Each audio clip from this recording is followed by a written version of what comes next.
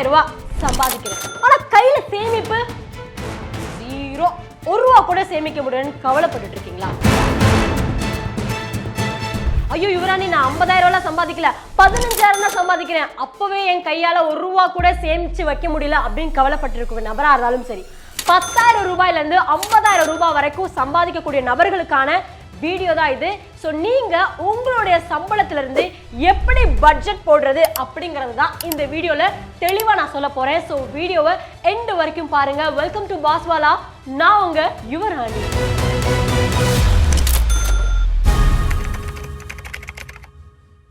உதாரணத்துக்கு அர்ஜுன் அப்படிங்கிற ஒரு பையனை நான் எடுத்திருக்கேன். அவனுக்கு வயசு 26. அவர் வாங்கக்கூடிய சம்பளம் 50,000 ரூபாய்.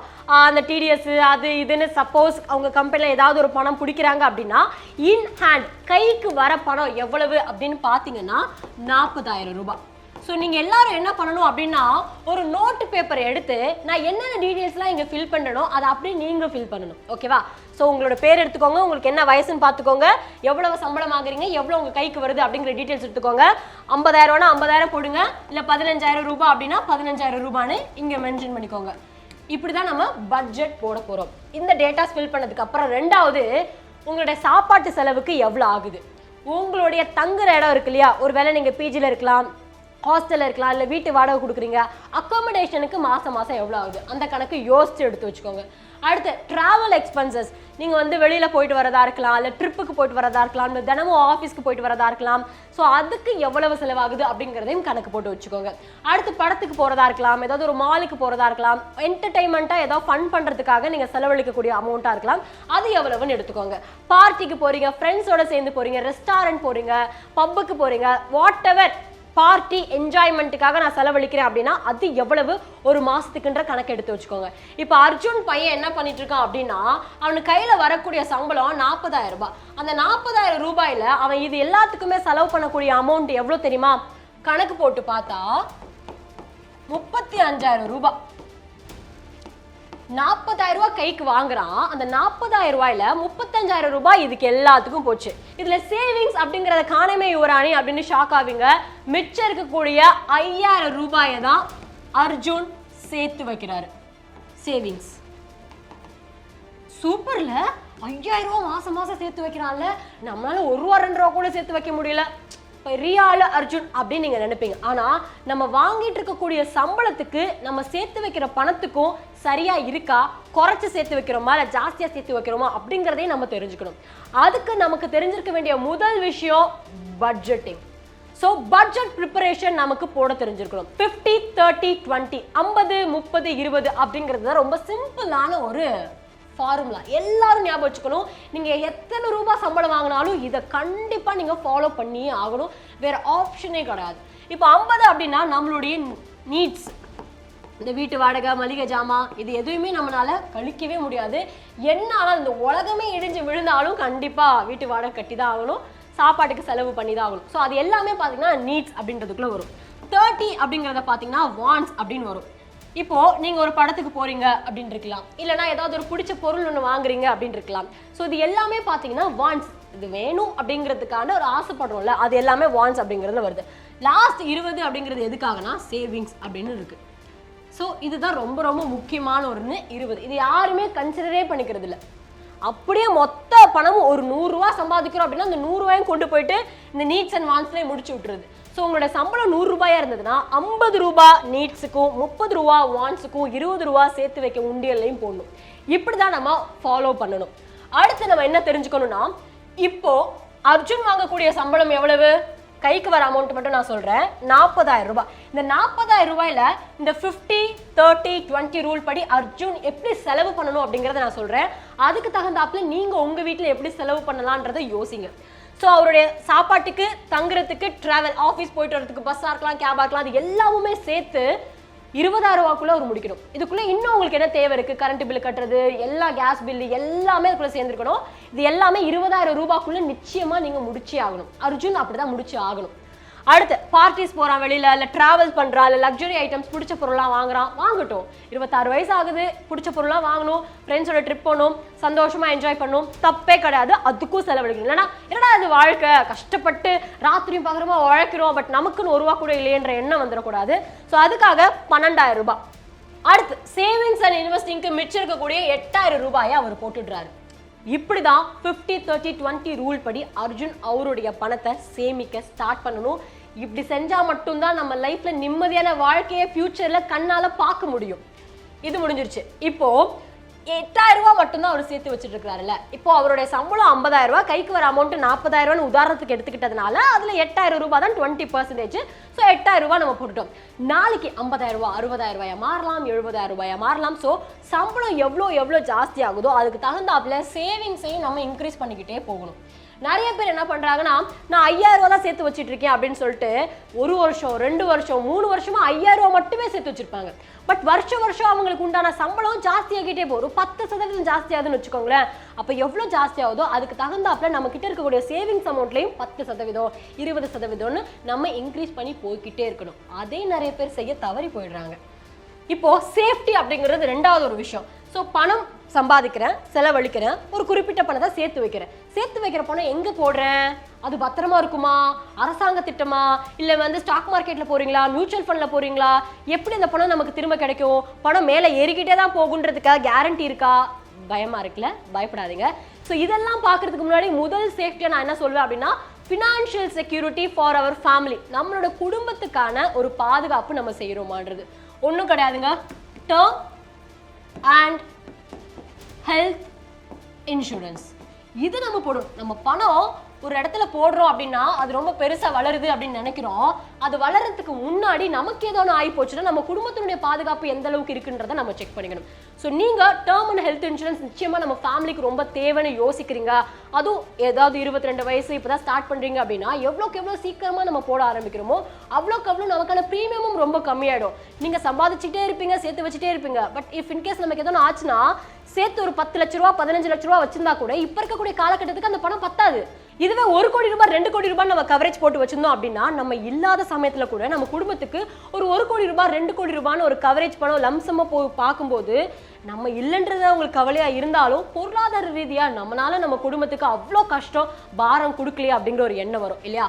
ஸோ அர்ஜுன் என்ன பண்றாருன்னா அவர் சேர்த்து வச்சிருக்கக்கூடிய 8,000 ரூபாயில அவருக்கான ஹெல்த் இன்சூரன்ஸும் அவங்க குடும்பத்துக்கான ஹெல்த் இன்சூரன்ஸும் சேர்த்து பிரீமியமா மாசம் ஒரு 1,300 ரூபாய் கட்டலாம் அப்படின்றத அவர் ஒதுக்கி வச்சிருக்காரு. டேர்ம் இன்சூரன்ஸும் போடணும். ஹெல்த் மட்டுமே நம்ம குடும்பத்துக்கு பத்தாது, நமக்கு அது தேவைப்படுறது இன்னும் ஜாஸ்தியா இருக்கும். ஸோ டேர்ம் இன்சூரன்ஸுக்கு பிரீமியம் ஒரு 700 ரூபாய் அப்படின்னு போட்டு வச்சிருக்காரு. இது ஒவ்வொருத்தவங்களுடைய வயசு, ஒவ்வொருத்தவங்களுடைய பழக்க வழக்கம், இது எல்லாத்தையும் பொறுத்து சேஞ்ச் ஆகும். அவர் ஒரு 26 வயசுல எந்த விதமான ஸ்மோக்கிங் ஹேபிட்ஸ் எதுவுமே இல்லாததுனால ஒரு 700 ரூபாய் பிரீமியம்னு போட்டு வச்சிருக்காரு.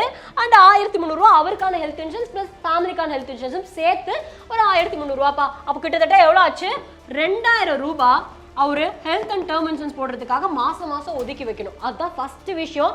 பணத்தை சேவ் பண்ணணும்னு நினைக்கிறதுக்கு முன்னாடி இதை எப்படி பண்றது அப்படிங்கறத நீங்க யோசிப்பீங்க. சோ இப்போ நீங்க term insurance and health insurance போடணும்னு ஆசைப்பட்டீங்கன்னா ஃபர்ஸ்ட் நான் டேர்ம் இன்சூரன்ஸ் பத்தி சொல்லிடுறேன். இந்த வீடியோ டிஸ்கிரிப்ஷன்ல இருக்கக்கூடிய லிங்க் கிளிக் பண்ணீங்கன்னா ஒரு பேஜ் வரும். சோ அதுல 51+ இன்சூரன்ஸ் லிஸ்ட் பண்ணிருப்பாங்க. சோ அதுல பெஸ்டானது எதுன்றதை நம்மளே கம்பேர் பண்ணி சூஸ் பண்ணிக்கலாம். சோ விலை ரொம்ப ஜாஸ்தியா இருக்குமா அப்படின்னு கேட்டீங்கன்னா 2 கோடி ரூபாய் வரைக்குமான கவரேஜ் வெறும் மாசம் 600 இருந்து 700 ரூபாய் நம்ம பிரீமியம் பே பண்றதன் மூலமாவே நமக்கு கிடைக்குமா. அது மட்டும் இல்ல அப் டு 15% வரைக்கும் பிரீமியம்ல டிஸ்கவுண்ட்டும் கொடுக்குறாங்க. சோ டேர்ம் இன்சூரன்ஸ் போட்டா பத்தாது, ஹெல்த் இன்சூரன்ஸும் போட்டு வச்சுக்கணும். பிகாஸ் உடல்நிலை சரியில்லாத போது சேர்த்து வச்சிருந்த பணத்தை எல்லாத்தையுமே வித்ராவல் பண்ணிட்டு வந்து போய் ஹாஸ்பிட்டல்ல கொடுக்க வேண்டிய அவசியம் கிடையாது.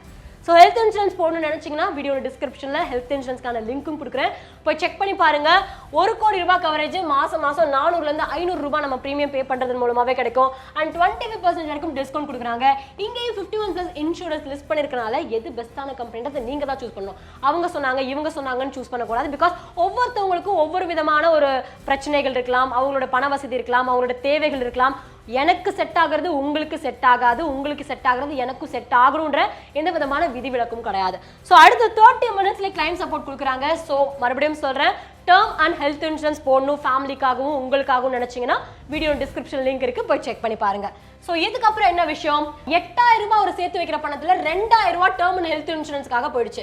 மிச்சம் இருக்கிறது 6000 ரூபாய். 6000 ரூபாயில எப்படி பணத்தை சேர்த்து வைக்கிறது, எதுல பணத்தை போட்டா ஜாஸ்தியான லாபம் நமக்கு கிடைக்கும் அப்படின்ற கேள்வி உங்க மனசுல வரும். பட் அதுக்கு முன்னாடி எமர்ஜென்சி ஃபண்டை பத்தி நான் சொல்லணுங்க. எமர்ஜென்சி ஃபண்ட்னா என்ன? எமர்ஜென்சினா தெரியும், ஆத்திர அவசரம். சரி, ஆத்திர அவசரத்துக்காக நம்ம கையில எவ்வளவு பணம் இருக்கு? இப்போ எனக்கு ஒண்ணு ஆச்சுங்க, ஏதோ ஒரு 50000 ரூபாய் எனக்கு வேணும், எங்க போய் கேட்பீங்க? பக்கத்து வீட்டுக்காரங்க, தெரிஞ்சவங்ககிட்ட, இல்லை பேங்க்ல போய் லோனு அப்படி வச்சுக்க கூடாது. நம்ம கையில அந்த பணம் இருக்கணும். எமர்ஜென்சி ஃபண்ட்னா என்ன தெரியுமா? நம்மளுடைய expenses into 6 months, 3 to 6 months சொல்லலாம், 3ல இருந்து 6 மாசம். ஒரு மாசத்துக்கு எவ்வளவு செலவாகுதோ அது 3 மாசத்துக்கு நமக்கு ஆல்ரெடி பணம் கையில இருக்கணும். இல்ல 6 மாசம் வரைக்கும் இருந்ததுன்னா ரொம்ப சந்தோஷமும் கூட. இப்போ அர்ஜுன் எவ்வளவு செலவழிச்சிட்டு இருக்கிறாரு ஒவ்வொரு மாசம் அப்படின்னு பாத்தீங்கன்னா 20000 ரூபாய். ஸோ 20000 ரூபாய் இன்டூ 6 மாசம் போட்டிங்க அப்படின்னா எவ்வளவு வருது? 1,20,000 ரூபாய். இந்த 1,20,000 ரூபாய் அர்ஜுனோடைய பேங்க் அக்கௌண்ட்லயோ பாக்கெட்லயோ கண்டிப்பா இருந்தே ஆகணும். இப்போ அர்ஜுன் சம்பாதிக்கக்கூடிய பணம் 50,000 ரூபாய் இருந்தாலும் கையில 40,000 ரூபாய் தான் வருது. சேர்த்து வைக்கிறது கூட 8000. அதுல இப்போ ஹெல்த் அண்ட் டேர்ம் இன்சூரன்ஸ் போட்டு 6000 ரூபாய் தான் வருது. எப்படி இந்த 1,20,000 ரூபாய் ஒரு சேர்த்து வைக்கிறதுன்னு யோசிப்பீங்க. அதுக்கும் நான் ஒரு பிளான் வச்சிருக்கேன். என்ன அப்படின்னா, அந்த 6000 ரூபாயில 6000 ரூபாய் இருக்கு இல்லையா, அந்த 6000 ரூபாயில 2000 ரூபாய் எடுத்து நீங்க சேர்த்து வைக்க ஆரம்பிக்கணும். 2000 ரூபாயை நம்ம சேர்த்து வைக்க ஆரம்பிக்கணும். ஸோ 2000 ரூபாயா சேர்க்க சேர்க்க சேர்க்க சேர்க்க எப்போ 1,20,000 வருதுன்னு பார்க்கணும். கிட்டத்தட்ட 5 years ஆகும். ஸோ 8000 ரூபாய் சேர்த்து வைக்க சொல்லிருக்கு, அதில் 2000 ரூபாய் ஹெல்த் அண்ட் டேர்ம் இன்சூரன்ஸ் போட சொல்லியிருக்கு. மிச்சம் இருக்கக்கூடிய 6000 ரூபாயில 2000 ரூபாயை எடுத்து தனியாக மாசம் மாசம் சேர்த்து உங்க பேங்க் அக்கௌண்ட்ல சேவிங்ஸ் அக்கௌண்ட்லேயே போட்டு வைங்க. ஸோ அது பார்க்கும்போது 5 வருஷத்துல கரெக்டாக 5 வருஷத்துல உங்களுக்கு 1,20,000 ரூபாய் வந்துடும். ஸோ 1,20,000 ரூபாய் ஏன் இருக்கணும் அப்படின்னா, நாளைக்கு எனக்கு வேலை இல்லாமல் போயிடுச்சு, திடீர்னு என்னை வேலையை விட்டு தூக்கிட்டாங்க, இல்லை எனக்கு உடம்பே சரியில்லை, இல்லை வீட்டில் யாருக்கும் உடம்பு சரியில்லை, அவங்க வீட்டில இருந்து பார்த்துக்கணும், வேற ஆள் இல்லை அப்படின்னா நான் வேலையை விட்டு தான் வரணும் அப்படின்ற மாதிரி இக்கட்டான சூழ்நிலை இருக்குன்னு வைங்களேன். அந்த சமயத்துல மாசம் மாசம் வாடகை கட்டணுமா, செலவழிக்கணுமா, எல்லாம் கரெக்டான டைம் பண்ணும் தானே. வேலை இருக்கு இல்லைன்றது யாரும் கேட்டுக்க மாட்டாங்க. டான டைம் ஆனால் அதுக்கான காசு நம்ம கொடுத்துடணும். அதுக்கு தான் இந்த 1,20,000 ரூபாய் நமக்கு ரொம்ப ஹெல்ப்ஃபுல்லாக இருக்கும். இந்த 2000 ரூபாய் போக மிச்சம் இருக்கக்கூடிய 4000 ரூபாய், இந்த 4000 ரூபாய் கொண்டு போயிட்டு SIP-ல போடுங்க அப்படின்னு சொல்லுவேன், மியூச்சுவல் ஃபண்ட்ல. ஸோ அதுவும் மார்க்கெட்டுடைய வாலட்டாலிட்டியை பொறுத்து தான் இருக்கும். 100% ரிட்டர்ன்ஸ் இருக்குன்னு சொல்ல முடியாது. பட் ஹிஸ்ட்ரி எடுத்து பார்க்கும்போது ஆப்வியஸா ஆவரேஜ் ரிட்டர்னா 12% உங்களுக்கு கிடைக்கும். ஸோ 10 வருஷம் நீங்க இந்த ஒரு 4000 ரூபாயை போட்டுட்டு இருந்தீங்க அப்படின்னா ஆப்வியஸா 10 லட்சம் ரூபாய் நமக்கு கிடைக்கும். ஆக்சுவலி நமக்கு சம்பளம் உயர கண்டிப்பா நம்ம சேமிக்கக்கூடிய பணத்தையும் இன்னும் ஜாஸ்தி பண்ணணும்னு நான் சொன்னேன் இல்லையா. வெறும் 4000 ரூபாயே நீங்க வந்து 10 வருஷத்துக்கு போட்டிருந்தீங்கன்னா அரௌண்ட் 10 lakhs கிடைக்கும். பட் அது இன்னும் கொஞ்சம் 5000 ரூபாய் 6000 ரூபாய் இன்க்ரீஸ் பண்ணி ரொம்ப ஜாஸ்தி பண்ணீங்கன்னா கிட்டத்தட்ட 20 லட்சம் ரூபாய் 25 லட்சம் ரூபாய் கூட நம்மளால சேமிச்சுக்க முடியும். ஸோ SIP பத்தி இன்னும் நிறைய விஷயங்கள் தெரிஞ்சுக்கணும்னு நினைச்சுன்னா கமெண்ட் செக்ஷன்ல SIP அப்படின்னு டைப் பண்ணுங்க. SIP-ல செய்யக்கூடாத தவறுகள் என்னென்ன அப்படிங்கிறதுக்காக ஒரு ஸ்பெஷலான ஒரு வீடியோ நான் போடுறேன். இப்போ ஃபைனலா அர்ஜுன் என்ன பண்றாரு, டோட்டல் salary 50,000 ரூபாய் வாங்குறாரு, கைக்கு 40,000 ரூபாய் வருது. அண்ட் அவருடைய தேவைகள் என்னன்னு பாத்தீங்கன்னா 20,000 ரூபாய், 50%, 50-30-20 ரூல் படி கரெக்டா ஒரு 20,000 தான் செலவழிக்கணும். வான்ஸ் பார்க்கும்போது 12,000 ரூபாய் அண்ட் சேவிங்ஸ் பார்க்கும்போது 8,000 ரூபாய். இதுக்கு மேல அவர் எதுவுமே பண்ணக்கூடாது, வேற வழியே கிடையாது. இன் ஃபியூச்சர்ல மேபி இந்த 20% 30% ஜாஸ்தி பண்ணி 50% 40% குறைச்சிக்கிட்டீங்க அப்படின்னா பெஸ்ட். ஸோ இப்போ இந்த 8,000 ரூபாய் சேவிங்ஸ்ல அவர் வேற என்ன பண்ணிருக்காரு, ஹெல்த் இன்சூரன்ஸ் ஒரு 1300 ரூபாய் போட்டிருக்காரு, டேர்ம் இன்சூரன்ஸ் ஒரு 700 ரூபாய் போட்டிருக்காரு, எமர்ஜென்சி ஃபண்டுக்கு 2000 ரூபாய் சேர்த்துட்டு இருக்காரு, இன்வெஸ்ட்மெண்ட் பர்பஸ்க்காக 4000 ரூபாய் போட்டிருக்காரு. இப்போ புரிஞ்சிருக்கும் நம்மளுடைய அர்ஜுன் 50,000 ரூபாய் சம்பளத்துல 40,000 ரூபாய் கைக்கு வரும்போது அதுல எப்படி பட்ஜெட் போட்டு செலவழிக்கணும், சேர்த்து வைக்கணும் அப்படிங்கிறதுக்கான ஒரு கிளியர் பிளான் உங்களுக்கு கிடைச்சிருக்கும். இதே மாதிரி நீங்க 10,000 ரூபாயோ 20,000 ரூபாயோ எவ்வளவு சம்பாதிக்கிறீங்களோ அதுக்கு இந்த மாதிரியான ஒரு பட்ஜெட் பிளான் போட்டு உங்க லைஃப்பை நடத்துனீங்க அப்படின்னா நாளைக்கு இன்னொருத்தவங்க முன்னாடி கை நீட்டி நிற்க வேண்டிய அவசியம் கிடையாது, வேற ஒன்றும் கிடையாது. அண்ட் இந்த வீடியோ எண்டு வரைக்கும் பார்த்ததுக்கு ரொம்ப ரொம்ப நன்றி. மறுபடியும் சொல்றேன், நீங்க உங்களோட லைஃப்காக உங்க ஃபேமிலியோட ஃபினான்ஷியல் செக்யூரிட்டிக்காக ஹெல்த் அண்ட் டேர்ம் இன்சூரன்ஸ் போடணும்னு ஆசைப்பட்டீங்கன்னா வீடியோ டிஸ்கிரிப்ஷன் லிங்க் இருக்கு, போய் செக் பண்ணி பாருங்க. Thank you. Pass Vala, be the pass.